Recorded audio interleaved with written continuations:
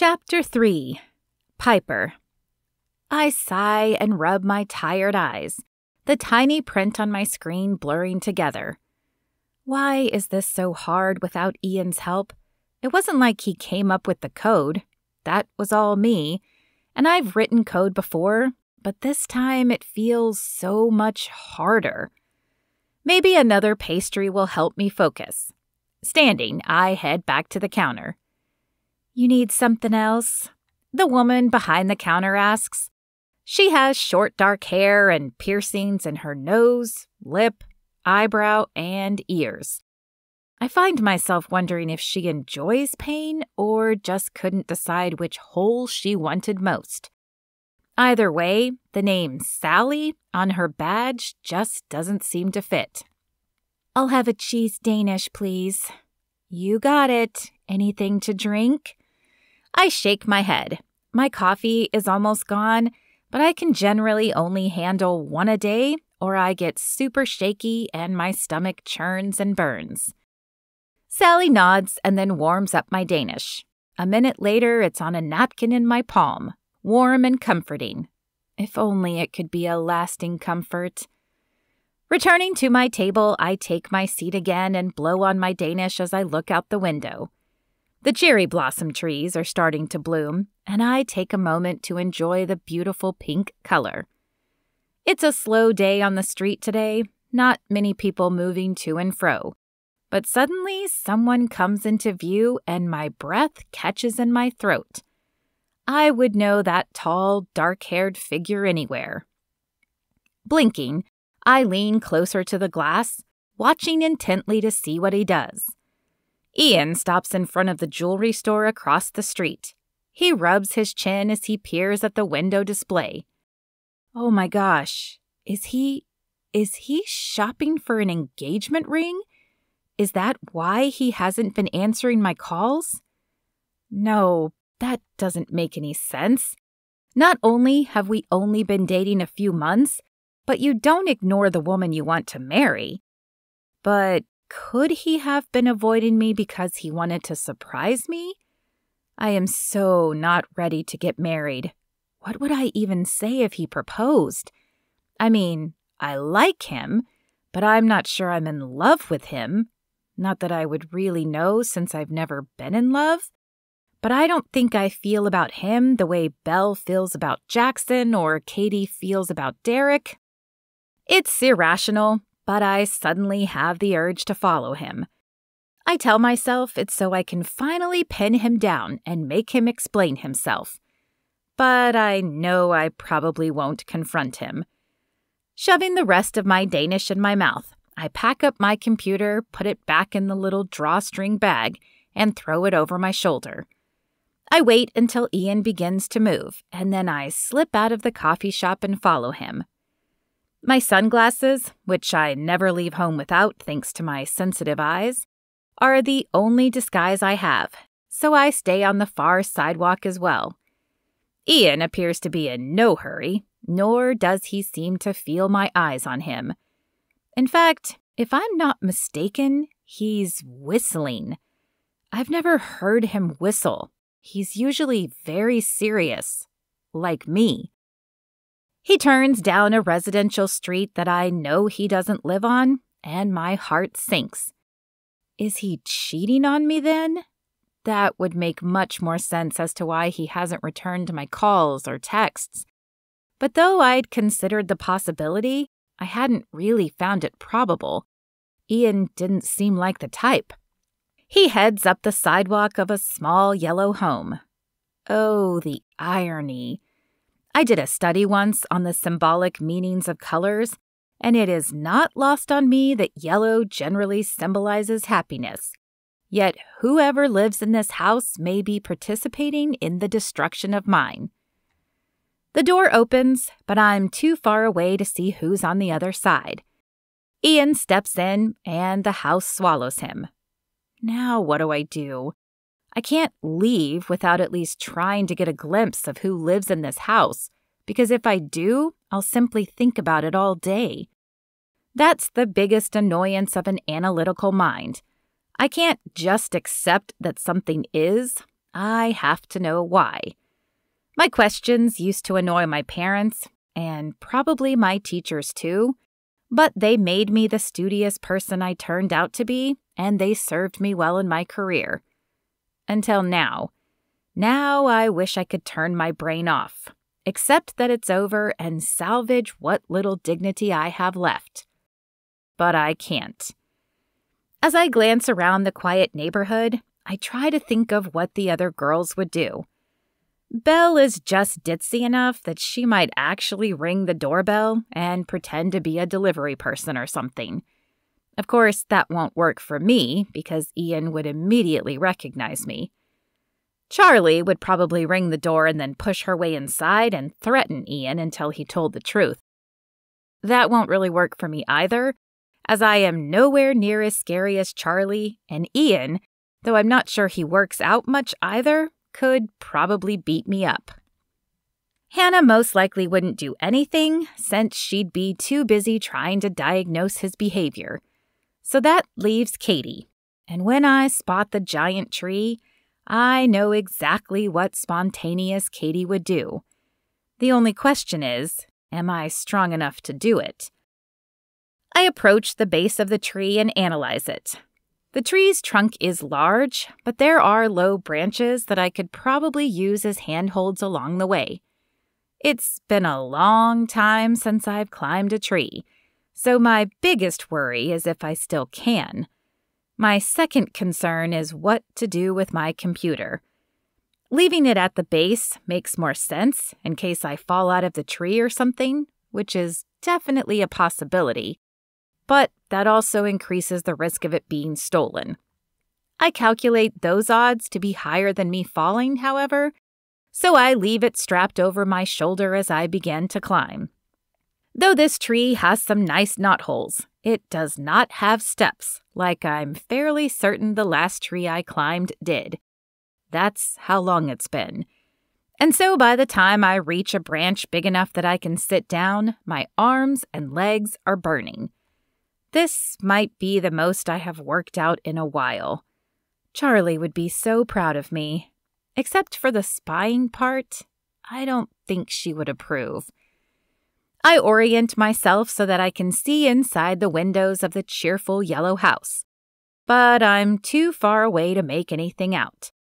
Of course, if I'd known I was going to be on a spying mission, I would have packed binoculars, as that would have made this much easier.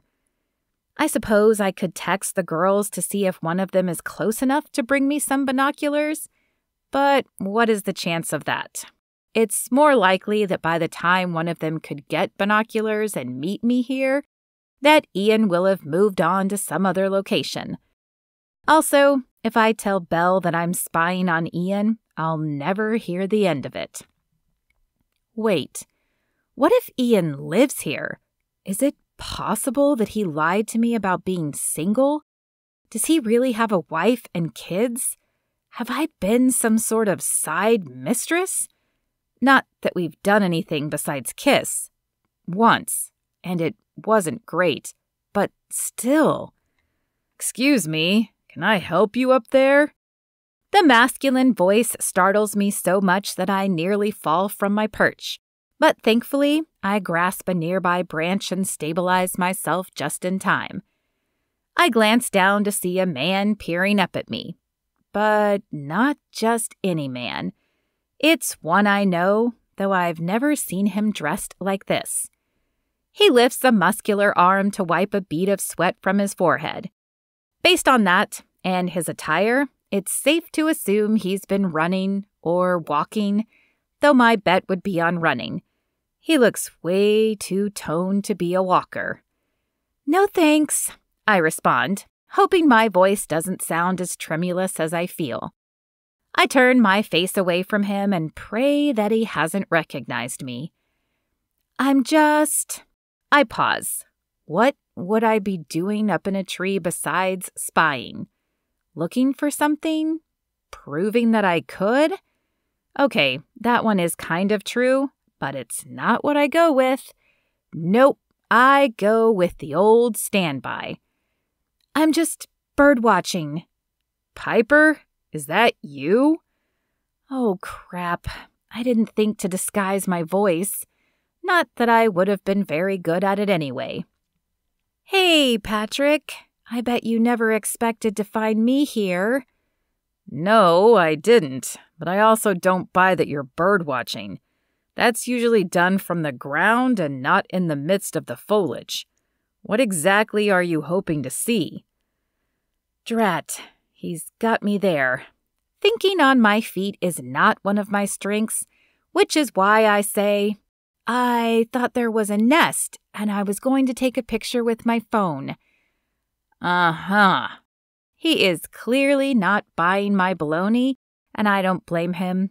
It sounds fishy to my ears. How about you stop being a peeping Tom and come down here and tell me the truth? A peeping Tom? Are you kidding me? Do I look like some pervert trying to spy on a woman changing through her window? There's a reason they call them peeping Toms. And then it hits me that other than the gender, that might be exactly what this looks like to him. Never mind. Don't answer that. I'm not watching anyone undress. Probably only because I can't see in the windows of the yellow house, but that's another matter. I'm coming down right now. The trek down is much harder than the way up was, and I'm reminded of a time when I was little and I wanted to follow my daddy up on the roof. The building he was working on was a single story and had a flat roof, so he allowed me to sit up there while he replaced a few shingles. But when it came time to go down, I was paralyzed. I could not take the first step of putting my foot behind me and hoping it landed on a ladder rung. He finally had to come back up, pull me on to the first rung, and then guide my feet down with each step. It was the last time he let me climb the ladder. This time, I'm focusing on breathing and concentrating. But I guess I concentrate on breathing a little too hard, and I miss the last foothold and slide down the final few inches, scraping my palms. A tiny yelp escapes my mouth as I lose my balance. My last thought is that I should have left my computer on the ground after all, because I'm about to land on it and crush it. I wait for the cringe-worthy sound of electronics breaking, but I don't hear them. I don't feel the thud of the solid ground either. Instead, something strong grabs a hold of me. Something strong and yet malleable. Something apparently like the arms of my coworker. Whoa, are you okay? He asks as he helps me regain my balance. If I were Belle, maybe I could be coy and play it off like I meant for that to happen. But I'm not, and Patrick already knows me well enough that he'd know if I was lying. So instead, I feel a searing heat climb up my neck and onto my face, and I drop my eyes to the ground. I'm fine, thank you. Let me see your hands. He holds out his own to take mine. I turn them over, and he grabs them and examines them. There are tiny pinpricks of blood, but it's nothing major. However, what is major is the warm sensation I feel spreading up my arms from his touch. I pull my hands back. I'm fine, really. Nothing a few Band-Aids won't cure. Good. Then you can tell me what you're really doing here. He folds his arms across his chest. His broad and probably sculpted chest that I have never noticed before, I might add, and lifts an eyebrow at me. I push my glasses up my nose and lift my face to look at him. I could try another lie, but there's no reason to. I was following Ian. His forehead creases in confusion. Ian? Your boyfriend, Ian? Why are you following him? I sigh as I realize I'm going to have to explain my crazy behavior. I wasn't really following him, at least not at first. I was just sitting in the coffee shop working and he passed by. I look down to where my shoe is grinding a nice pattern in the dirt. I thought this was my chance to talk to him in person so I could find out why he's been ignoring me, but he went inside that house. I point to the chipper yellow house. So I climbed the tree to get a better look, which I know sounds crazy, but I promise it wasn't. At least, not at first. What are you doing here? He looks down at his attire and then lifts an eyebrow as he meets my gaze again. I was going for a run. I didn't even know you ran. Yeah, well, there's a lot about me that you don't know. So you climbed a tree to do what? Prove to yourself that he's cheating? I don't know that he's cheating, I say, stressing the word no. I mean, he could be just visiting a friend or something. Patrick tilts his head as he looks at me. Piper, you've been dating this guy for how long?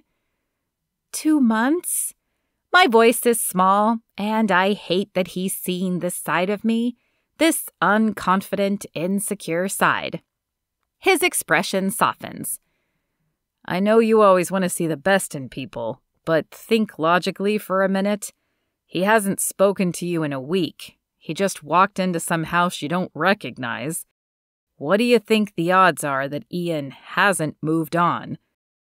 I drop my eyes to the ground again and begin to dig that hole deeper with my toe. Not good. I haven't done the math or anything because there are no exact numbers, but statistically, it's much more likely that he's seen someone else. So get out of here before he sees you. He's not worth it. I bite my lip and nod. He's right, of course. If just asking him why he's avoiding me sounds clingy and desperate, stalking him is definitely worse. Can I ask you one more question? Patrick continues. Why do you care so much about him? Why are you letting this guy you've only dated for 2 months define your worth? I'm at a loss for words, and that rarely happens, but relationships are not my thing. I feel like a fish out of water, and I honestly have no idea what I'm doing or why. So I do the only thing that feels natural. I tell the truth. He's the first guy who's ever shown interest in me, and I don't want to lose that. I'm not sure what I was expecting from Patrick, but it is certainly not the expression of sad empathy on his chiseled features. Nor is it the words that escape his lips. Piper, you are worth so much more than that. Maybe, but I don't know how to talk to guys. I don't even know how to talk to coworkers, remember? Then let me help you. Do you have a paper and pen? He points to my shoulder bag. Normally I'd give you a card, but I don't carry them when I run. A card? I'm lost in this conversation, which is my excuse for asking ridiculous, incoherent questions. He chuckles and shakes his head. A business card. My brother runs a therapy group that specializes in the areas of relationship and confidence. I think you might find it beneficial. I wanted to invite you to the group. A confidence therapist? Is that even a real thing? Do I look like someone who needs confidence therapy? He looks up at the tree and shrugs. Do you really want me to answer that? No, I decide. I definitely do not. A confident woman would never have climbed a tree to see if the man who's been ghosting her for weeks was cheating. A confident woman would have cut ties already and moved on. Look, he continues, pulling me out of my mental diatribe. I've been going for the last few years. It's really low-key and deals with all sorts of things around confidence. Self-esteem, public speaking, thinking out of the box, getting out of your rut, you name it. Dave also helps people with relationships, or, in your case, the lack thereof. You deserve more than this, more than spying on a guy who doesn't see your worth. Something in his words or tone strikes me, but I don't exactly know why. And while I don't know if his brother can actually help me, I do struggle with almost all of those things. So I pull my cell phone out, pull up the note app, and hand it to him. Put the information there. I can't promise I'll use it, but at least I'll have it. The smile he gives me as he takes my phone could be on a billboard. Seriously, Patrick could be a model for a dentist. How have I never noticed this before? Teeth are one of my hang-ups. They don't have to be perfect, but I can't handle when they're all crooked or super yellow. It just makes me feel like the person doesn't take care of their mouth. And if they don't take care of their mouth, then what else might they not take care of? That's all I'm asking, he says, as he types something in and then hands the phone back to me. So, I'll see you at the office? Definitely. Though I wonder how the office atmosphere is going to feel now that Patrick has seen me in such an unflattering light. Will he hold it against me? You won't tell anyone about this, will you? He smiles and puts his earbuds in. It will be our little secret. And then he jogs away.